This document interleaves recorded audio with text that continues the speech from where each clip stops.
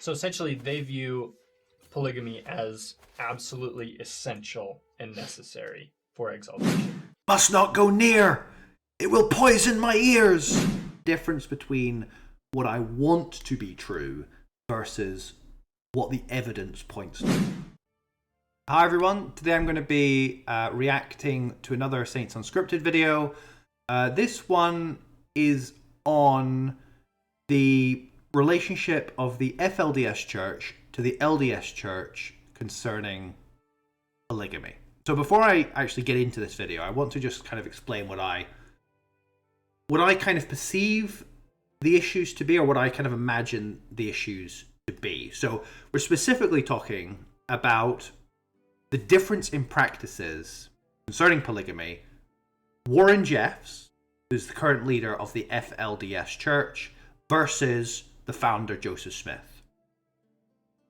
So Warren Jeffs, in whenever it was, the early 2000s, the compound was raided, the FLDS compound was raided, he was arrested, and he was put in prison because of sexual exploitation of minors.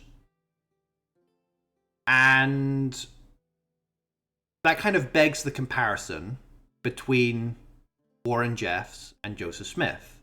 Warren Jeffs, today, being put in prison for being married to or sealed to or having sexual relations with people that are, I'm not sure how young it went, but like early teens or mid-teens, somewhere around there.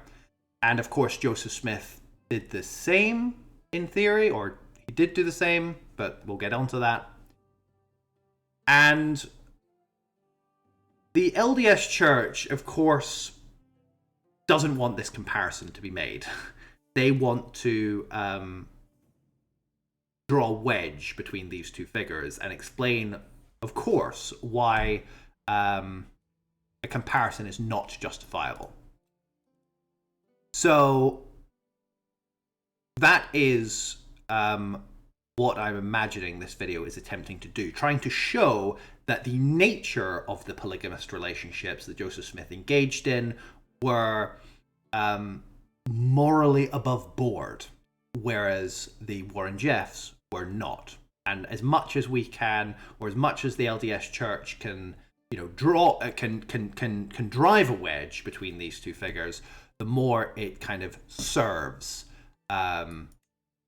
the LDS Church, but also, more importantly, the way the members of that church view their own church, right? Because they want to have as high a regard for their founding prophet as much as is possible. Okay,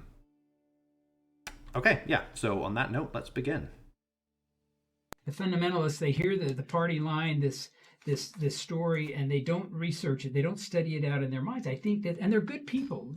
I hope if any fundamentalists are ever, hear this, I want them to know this is not about criticisms of them personally. I think there are a lot of sincere, very good people down in Cedar City, and some remain in Colorado City, and they're elsewhere in the United States. If I was to be very cynical about this opening move to say that the FLDS Church are really good people, part of it is about optics, right? It's about how the members of the church want to view themselves in relation to the members of the FLDS Church. And the video is primarily focused at people that are within the LDS Church, trying to, affirm them in their own faith. And so this video is not trying to convince members of the FLDS Church that the LDS Church is true. At least it's not trying to do that primarily. It's primarily trying to make members of the LDS Church feel better about themselves. And part of the way that they can do that is to suggest that we are taking the higher ground, or the LDS Church are taking the higher ground by being compassionate to these poor FLDS folk. Lots of very good people there. But my admonition is simply study it out in your mind and then pray. Don't just listen to the party line and then fall on your knees. I think that's how we can be deceived. New logo. Hello, everybody. Welcome back to Saints Unscripted. We are here with the magnificent, illustrious, insert many other complimentary words, Brian Hales. Thank you for being back with us again. Hi, it's always a pleasure to be here. We're happy you're here. And if you don't know Brian, we've done several episodes with Brian in the past, and I have done a lot of stuff. A lot of faith and beliefs videos revolve around his work with polygamy and other things. And you've got a 3-volume series out on Joseph Smith's polygamy. You've got the josephsmithspolygamy.org website. You've got all sorts of stuff. But today we wanted to cover something that's been more of a hot topic lately. We're going to talk about the differences between the fundamentalist Latter-day Saint idea and practice of polygamy and Joseph Smith's practice of polygamy. There have been some, at least one documentary, was it? Series on Netflix? Mm-hmm. I haven't seen it. Have you seen it? Did you watch it? I didn't watch it, but I've heard about it. Yeah. Must not go near. It will poison my ears. Interesting though. I haven't heard of it.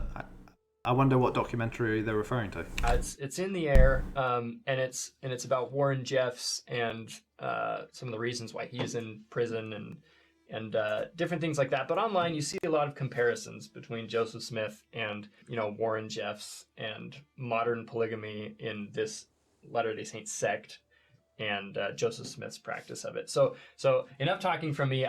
What is your take on these two ideas or doctrines of polygamy? How are they similar? How are they different? I'm just going to stop talking and let you take it away.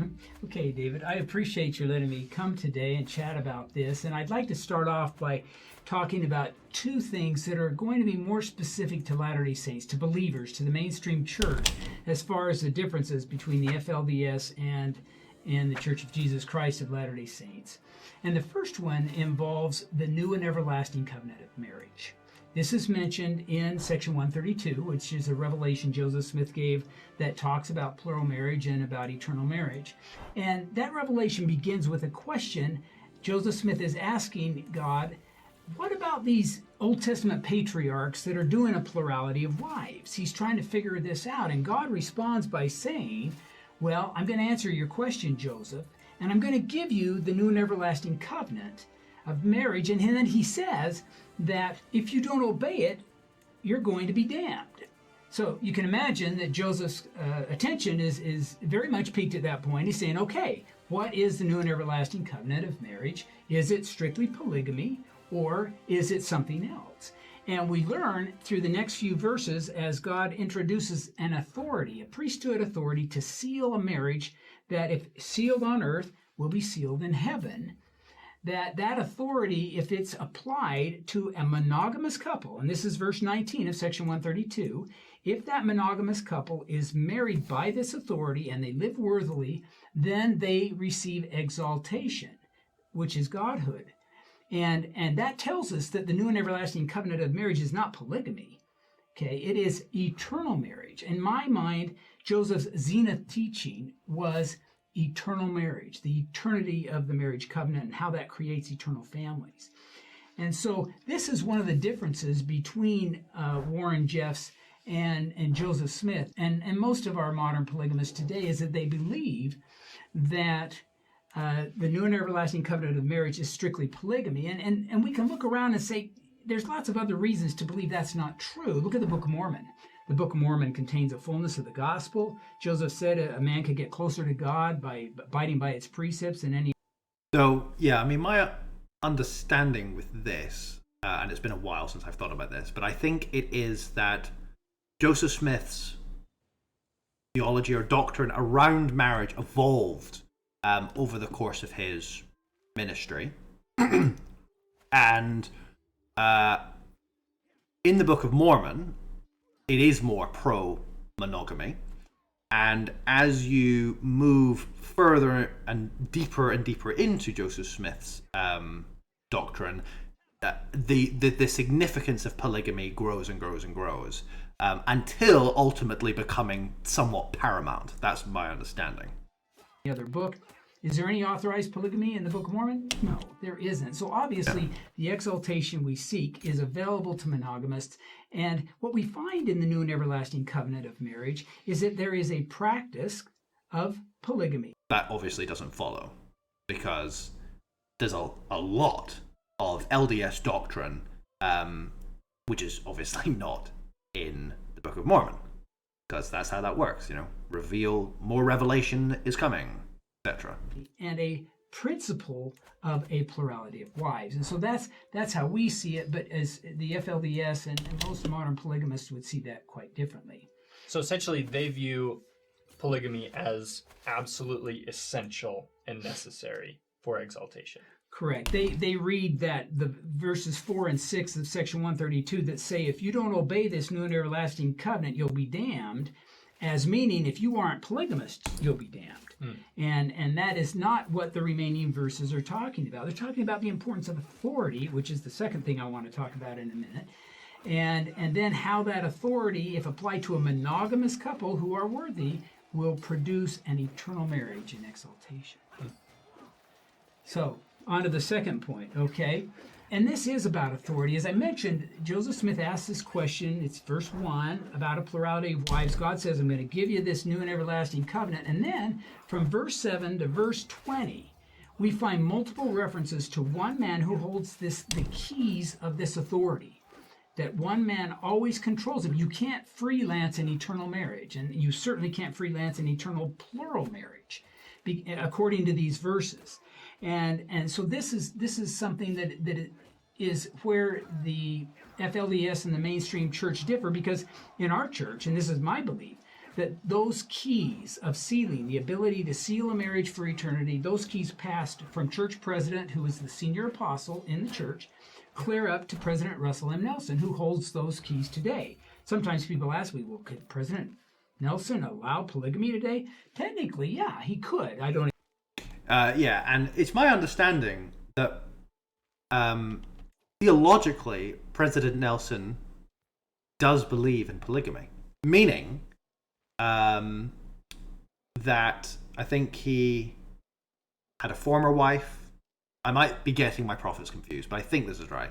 He had a former wife who died, who he was sealed to, then he got remarried, and he got sealed to her, and he now believes that when he dies, he will be in a polygamist marriage, which is, in terms of optics, quite difficult for people like Saints Unscripted, because it would be so much easier to kind of wash for the LDS Church to kind of wash their hands of polygamy and polygamist theology in its entirety, but they're not in a position to do that. It would be quite difficult theologically to pull that off, and the prophet is obviously in favor. You say that he could bring back polygamy in theory.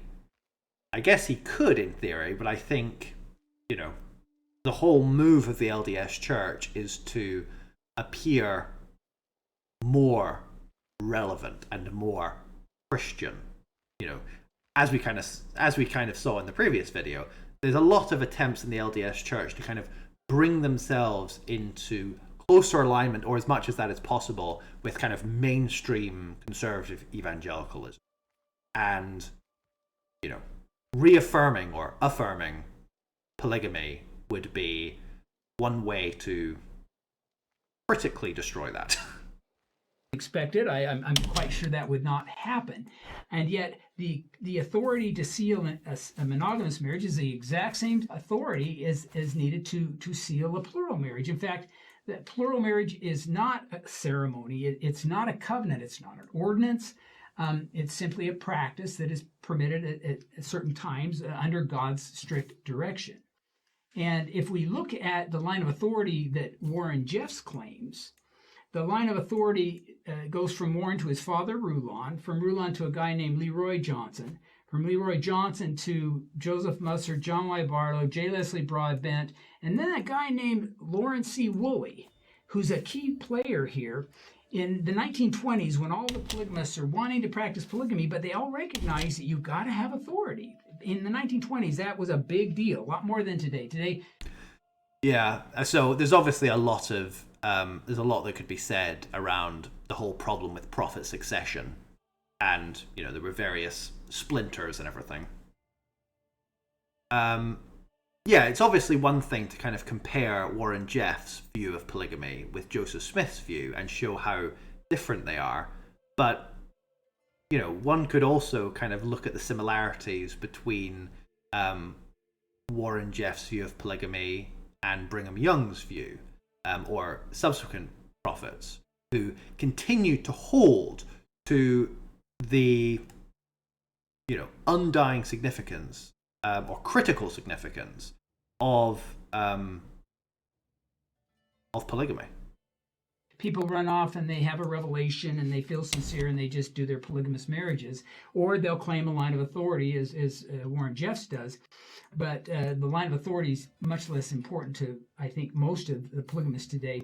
But their line of authority goes through Loren Woolley, who in the 1920s remembered that back in 1886, he got authority to continue plural marriage independent of the church. Now, he never had mentioned it for 35 years. There's only one witness of those ordinations that he described, and that's him.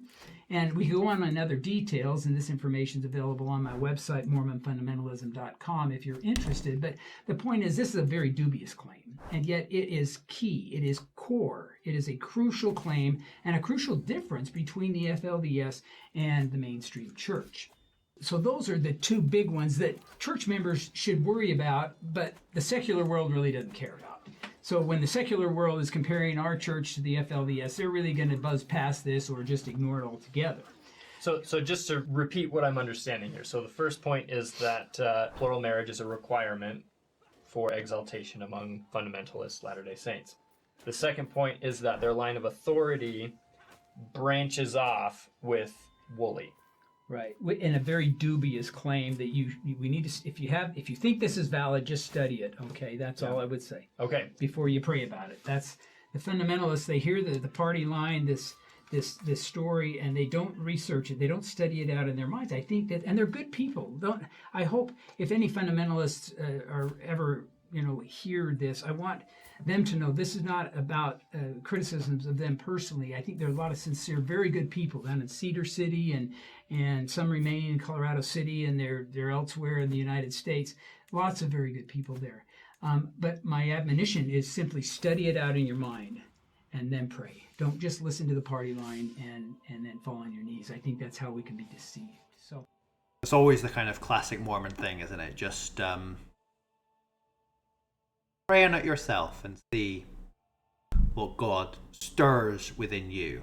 And this stirring, this kind of warm feeling, we're supposed to take as confirmation. The evidence, not so important. What's important is that you feel good about the church. All right. Does that sound good? That sounds great. Where do we go from here? Well, a third area is the role of sexuality in plural marriage. And it's kind of a sensitive topic, and yet today we live in such a sexuality-saturated society that everybody's talking about it with what's going on in the media and everything. But with respect to Joseph Smith and Warren Jeffs, I want to draw a contrast. A few years ago, I had a chance to go through the El Dorado compound with a Texas Ranger. I was with two of my dear friends, Craig Foster and Noel Bringhurst, and the three of us went through and toured the buildings, the whole thing. It was amazing. And you could just feel the sincerity of so many of the followers as they were trying to build their own little Zion there. But the problem I ran into was when I got into their temple. And you walk through their temple and you see a lot of things that are very familiar to Latter-day Saints. You have kind of a video tour or a image tour on your website. Right, and if you go to MormonFundamentalism.com, you'll see a lot of well, there's a whole string there. There's two running picture series there that you can watch, and one of them is just on El Dorado. But when I got into the temple, you go into a room that seems familiar because there's a mural there of the Garden of Eden. And then you go into the next room, and it's a mural of the World Room. And these are very similar to pictures that we can find online of our church. And then as you progress through the different parts of the temple, you rise finally to this wonderful, huge white room that I'm sure is the celestial room. They didn't have it completely finished, but what was there is when Warren was using that building, there is an altar at the end that is built into a bedstead. Okay, it's just big enough for Warren Jeffs to sleep on or to do whatever is the pinnacle activity of his temple worship, which I would say is sexuality, is sex. And yet, if we contrast this temple experience designed by Warren Jeffs, which ends with sex, and we contrast that to what Joseph designed in Nauvoo and through the private ceremonies that were given in Nauvoo and then the Nauvoo Temple, what we find is that it's a ceremony that builds on itself. And what does it bring us to? It brings us to eternal marriage and exaltation. Okay? Now, I should say that Section 132 gives us... So this is kind of what I imagined they'd be attempting to do here. You know, it's funny them saying, you know, how much we respect the FLDS Church, because, of course, what they're trying to do here is to paint Warren Jeffs, and, of course, from a secular perspective, we would, of course, hold to this, as a sexual predator, and Joseph Smith having these higher spiritual aspirations in mind, and never the twain shall meet. And, you know, to what extent is that true? You know, we, of course, can question the motivations of Joseph Smith's spirituality. You know, he's saying we're called to these higher principles to affirm eternal marriage and whatnot, but is this all a kind of ploy of manipulation, or is he, you know, does he really believe what he's saying? And, you know, you get into all that kind of psychological type question. 4 reasons why plural marriage could be practiced today, and one of them is a part of the restoration of all things. Joseph was a prophet restorer. The second is as a special trial, as it certainly is. A third one is to replenish the earth, multiply and replenish. This is verse 63. The last one is to allow more worthy women to be in a marriage relationship and a sealed relationship and make them candidates for exaltation. But the third one that I mentioned is requires sexuality. So it's one of many expectations, but it certainly is nowhere found in the temple or seen as part of the temple endowment or ceremony, the ritual that we do there. That is, I'm kind of curious if there is any evidence of Joseph Smith or Brigham Young doing or having you know, this sexual component within the temple. Yeah, it's kind of... And I think that's really important because there's a lot of mystery, I think, in the public as to what goes on in Latter-day Saint temples. So I think it's a really important thing to emphasize that there's no sexuality, nothing sexual is going on in our temples. Sure. Whereas in FLDS temples, that's quite a different story. Yeah, and it's not just this bedstead and the as an altar. It's built as an altar. It weighed very much. The Texas Ranger, they took it out for evidence, so it wasn't there when we were there, but there are pictures of it online. He said it weighed a lot. They really struggled to get this big altar bed out of the celestial room to use as evidence. But elsewhere, if you look at the testimony, which quotes documents from Warren and audio tapes, I mean, Warren has naked females in the baptismal font, which is built below the ground in that temple, and doing things I won't explain here. But again, the focus is it's all about sex. And then when we were able to tour his house, they were building a house for Warren Jeffs. And there is a room through many corridors. Way back in a corner, you walk in and it's a domed room with lights coming all the way around it. And in the middle is a raised area for another altar, I think altar bed. We're confident this was another room for Warren to explore what he thinks is the ultimate expression of his religious devotion, which is sex. So that was never anything that happened under Joseph Smith's tenure as prophet. Nothing even close. In fact, we find Joseph being very respectful of sexuality. And I did a study, in fact, a few years ago, where I tried to find out, did people complain about Joseph using sexual innuendo or revealing that his mind is really kind of focused on this. There's nothing. There is really nothing that supports that he had that mindset. He treated sexuality with a great deal of respect, and it was a very private thing between him and the wife. So. On the FLDS side of things, do you know if this emphasis on sexuality was something that began with Warren Jeffs, or did that go back to Woolley? It wasn't Edwin Woolley, was it? Edwin Woolley was an uncle, but Lauren C. Woolley and his Lauren. dad, John W. So Was that an emphasis back then, or is this a more recent development? that's a very good question, and the answer is no. This is all Warren. Okay. 100%. You look at what Rulon did, and I don't respect these men very much. I actually have great respect for Joseph Musser because I've studied his life in great detail. These are sincere men who are just misguided, but they're not abusing their position to gain power in an overt form, and they're certainly not abusing their position to get sexual access to additional wives. And Warren is said to have 70 or 80 wives, which we'll talk about here in a minute. But, Great. Okay, that answers my questions so far. okay, now a fourth area. So yeah, I guess that kind of suggests then that the sexual component is not so much a FLDS theology gone rogue, but very much Warren Jeff's own predilections. Is we've talked about how the one man controls the authority to perform an eternal marriage, and just so you know, there is no polygamy ceremony. There's no plural marriage ceremony. When a man was married in polygamy, he had a monogamous ceremony with his first wife, and then they performed the exact same ceremony with the second wife. Sometimes the first wife would come in part of the ritual and put her hand on the second wife's hand or something to show that she approved of what was happening there, but that's not part of the actual ceremony, the actual ordinance. And so there is no polygamy ordinance. There's no ordinance being lost when the church stopped allowing polygamous marriages in 1904. But what we also find in the FLDS that is unique, and this actually began prior to Warren. In fact, this goes back to some of the earliest leaders, is that down in Colorado City, they created what was called the United Effort Plan.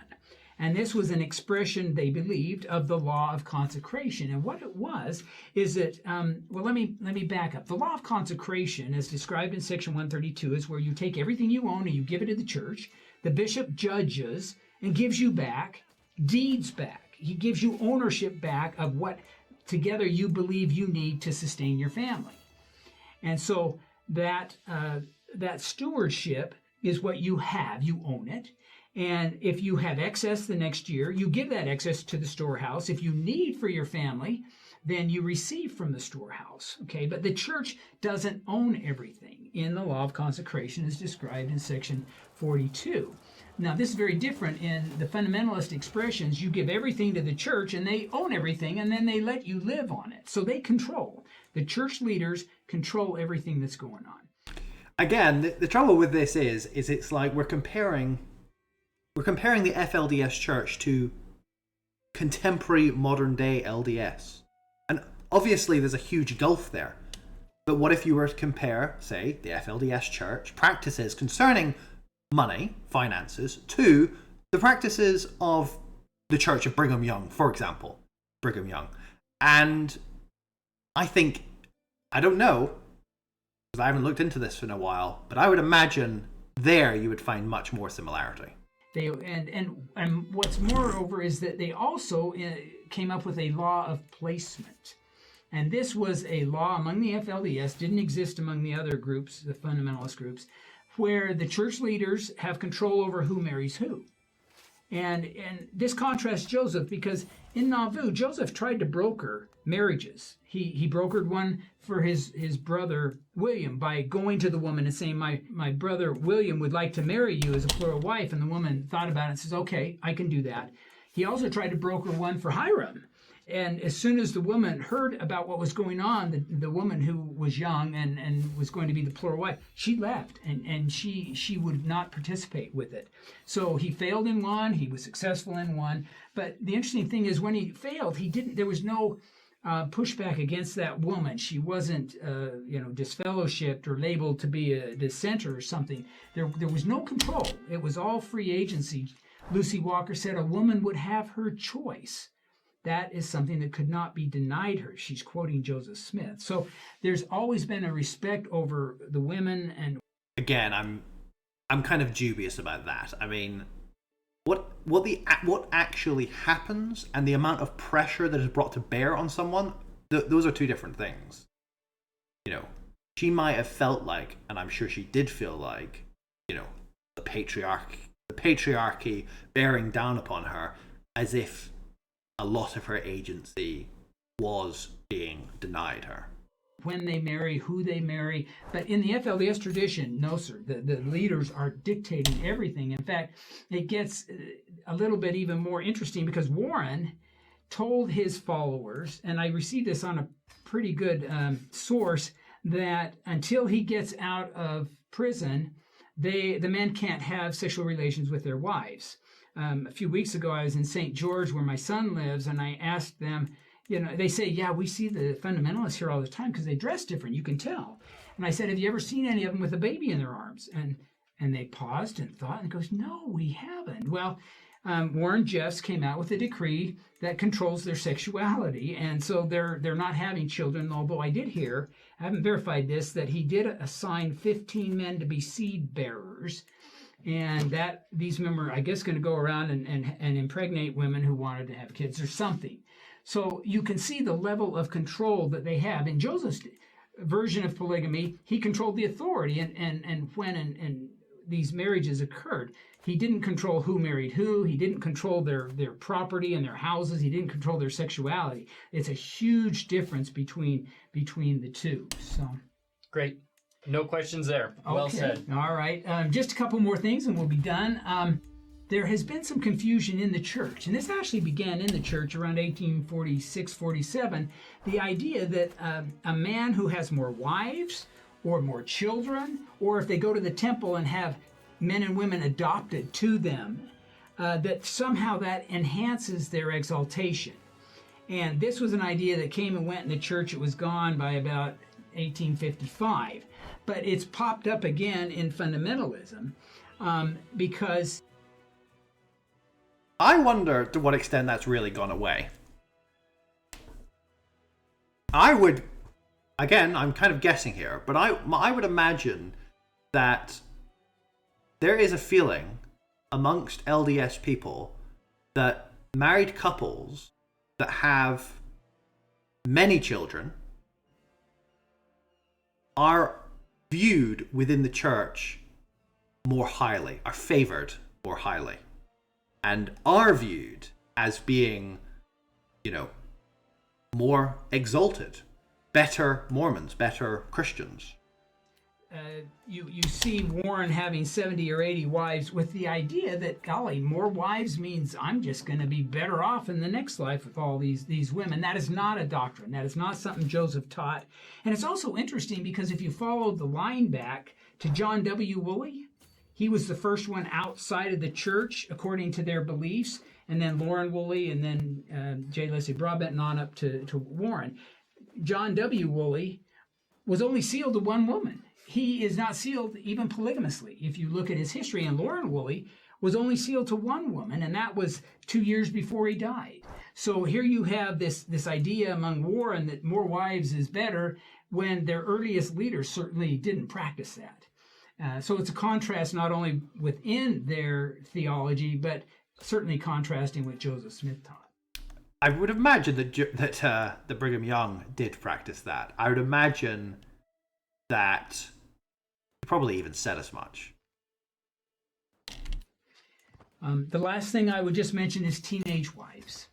Now, we hear a lot of criticism to Joseph Smith because he was sealed to one, probably two 14-year-olds. We know nothing about Maria Winchester, but Helen Mar Kimball was the other 14-year-old. We know a lot about her. In fact, she grew and lived in Utah. She defended Joseph in plural marriage in writing more than any other female in Utah in the 19th century. And we've done an episode all about Helen Mar Kimball that we can plug here, so you can go watch that. But yeah, continue. Well, and you should, and I'll just make it brief. And Joseph did not seek that relationship. It was her father. Joseph, there's no evidence that they were even alone together. after the ceremony. And Joseph told Lucy Walker and that, look, we're keeping everything secret, but when we get to Utah, then you'll be acknowledged, or to the Rocky Mountains, you'll be acknowledged as my wife. But in the case of Helen Markimball, there's no evidence that they were ever together. It was more of a betrothal, as far as you can tell from everything that's been written. Yeah, so I don't know. We're always in very dubious territory here.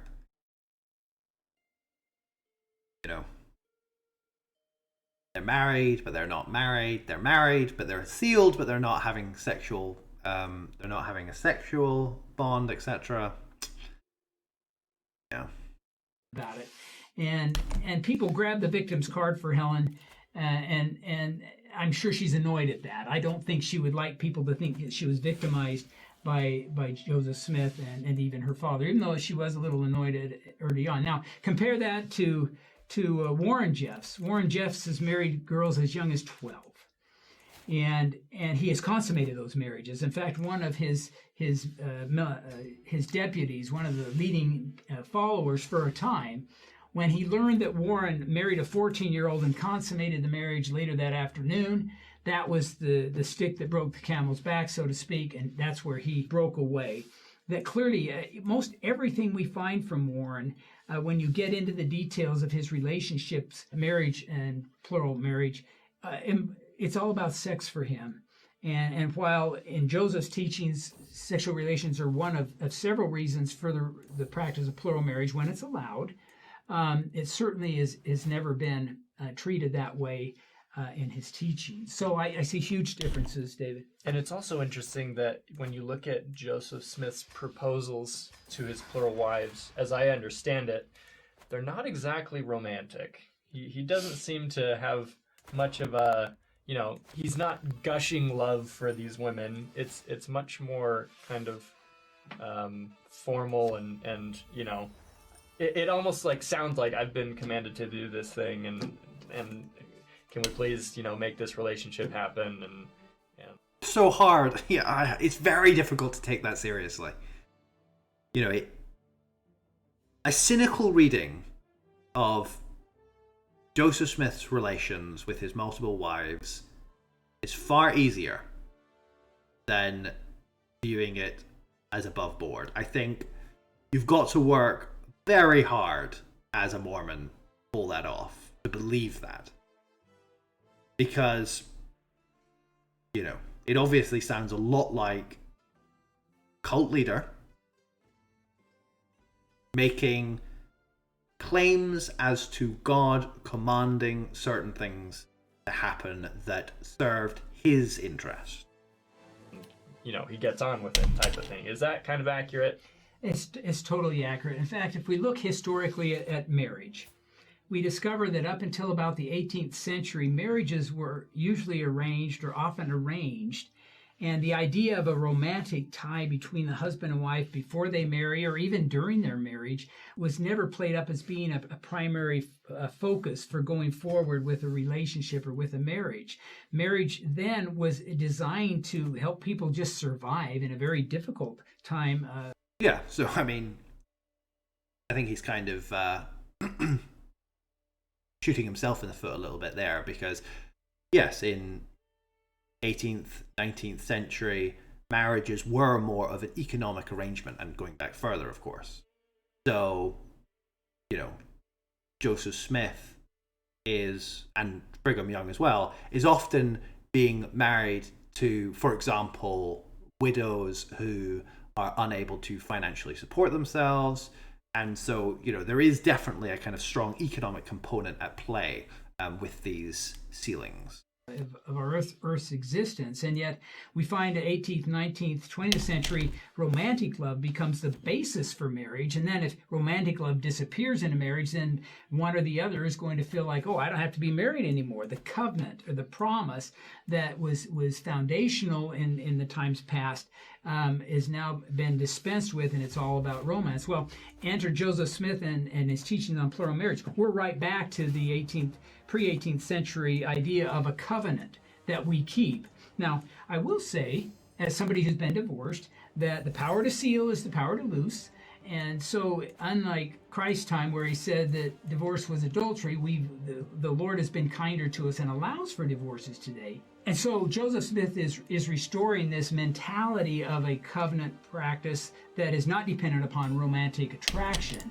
But privately and on multiple occasions, he taught that husbands and wives should be their bosom buddies, that they confide in everything with them, that they're just the closest romantic attraction. So he's teaching a covenant relationship, but he's also teaching that within that there's an expectation of love and a romantic attraction. So. I guess the word that I think comes to mind as it's so weird because they're trying to have their cake and eat it. They're both saying that it wasn't about love and romance in those times, but Joseph Smith was making it all about love and romance in those times. So it can't really be both, can it?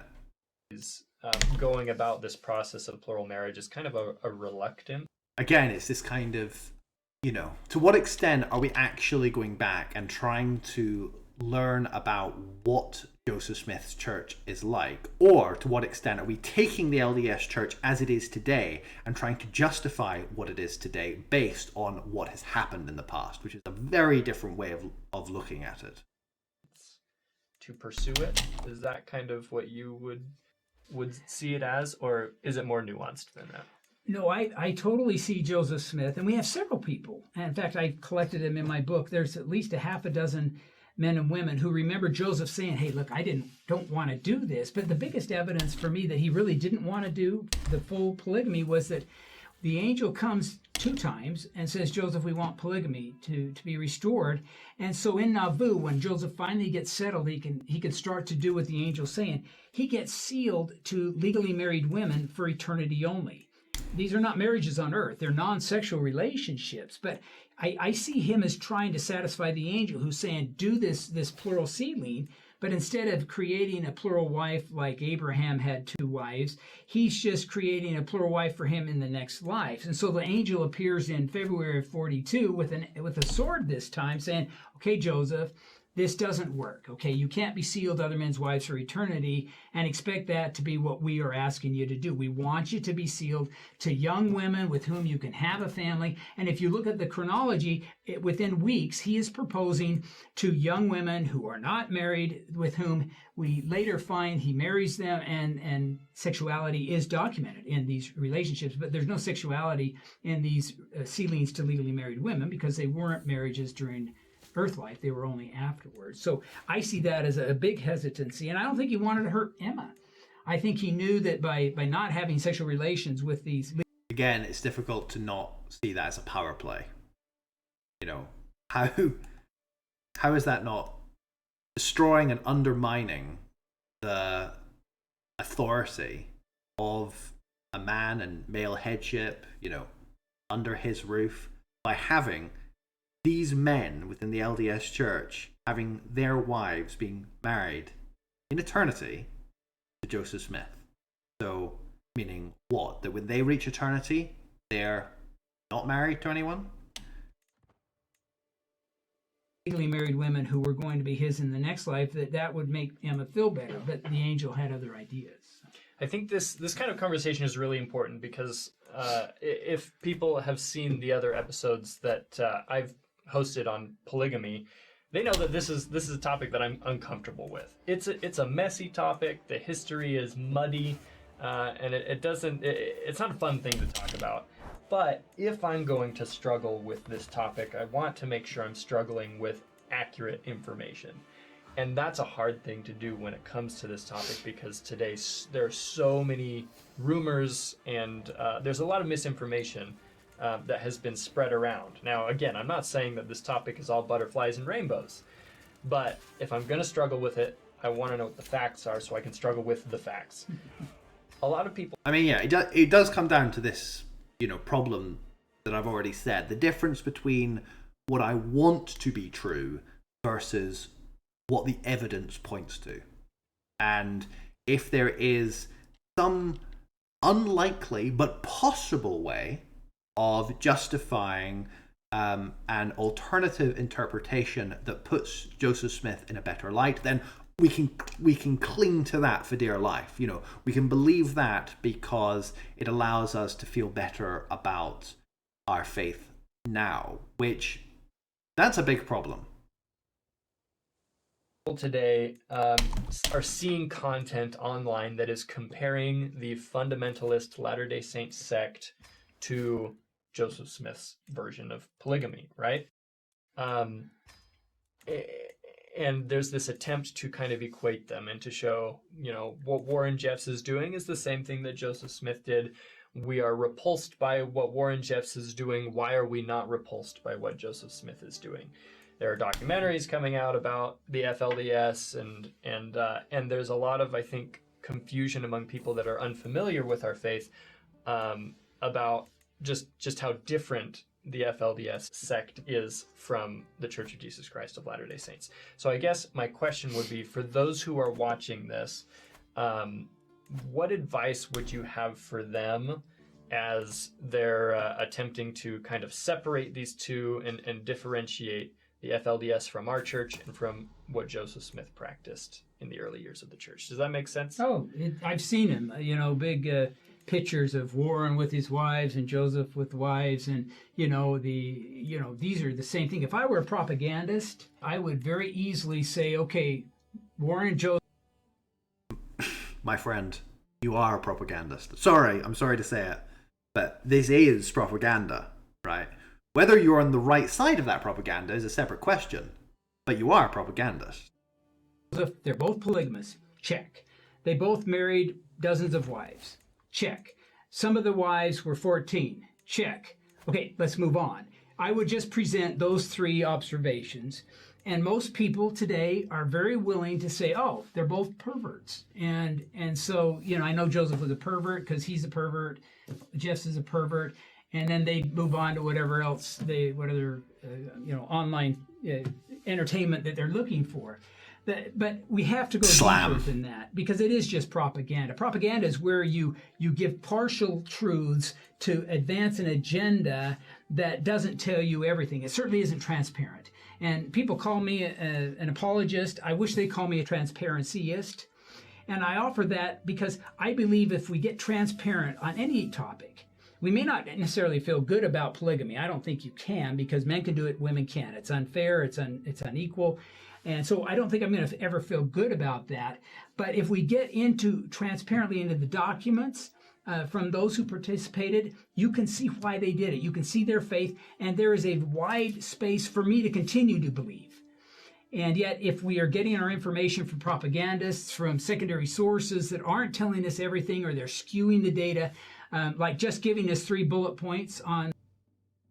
You know, propagandist is presumably me from the LDS perspective, right? A propagandist is anyone that is advancing a perspective which is contrary to the perspective that the LDS Church takes. I don't know, it's a big problem. You need to be able to approach this content while laying aside, kind of performatively laying aside, the extent to which you're invested in the content. You know, that's very difficult to do, but you almost need to do that on some level. You need to kind of almost pretend that you're not invested in it. Look at it without these kind of lenses distorting what we're looking at, and then come to our own judgment and perspective. The comparison, something like that, we will be deceived. We won't find truth. And it's only when you get into the next levels where you realize that Jeff's polygamy is all about sex. In Joseph Smith, plural marriage was a religious practice commanded by God for a time, and that it was part of a much greater doctrinal teaching of eternal marriage that leads to exaltation and godhood, we believe. So if you get down a layer or two, okay, the propagandist material, fades away, and we come up with something that we can place our faith in as we understand it, and something that I certainly believe is true. Any final thoughts? I was going to quote my wife, Laura. She made an observation once, and I'll have to paraphrase it, but she said that the saints of the 19th century struggled to live polygamy that they believed was commanded from God. And the saints of the 21st century struggled just to believe that polygamy was a commandment from God. And I think today, if that's a problem, and it probably is for most of us, because Laura was never comfortable with the practice, but as she got into the data, she realized that God can command hard things, and that this was a religious practice that came as a revelation for them, and I'm glad we don't have it today. But I would just encourage us, if we're having struggles with this, get into the primary documents, read about the participants who are doing this, understand it through their eyes, and I think we can find a wide berth for us to have belief in faith.